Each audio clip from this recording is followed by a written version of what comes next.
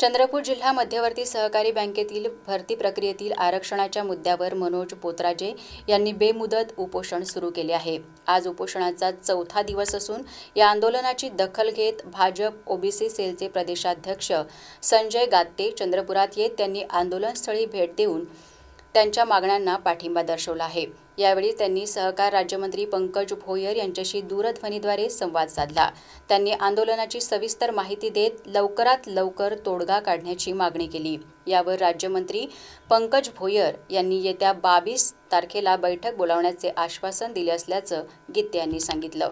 उपोषणाला विविध समाज संघटनांचा व्यापक पाठिंबा मिळत आहे। सहकार राज्यमंत्री माननीय डॉक्टर पंकजी भोयर यांच्याशी आताच दूरध्वनीवर बोलणं झालं आणि त्यांनी सुद्धा 22 तारखेला आम्हाला त्या ठिकाणी मुंबईला भेटायला बोलावलं।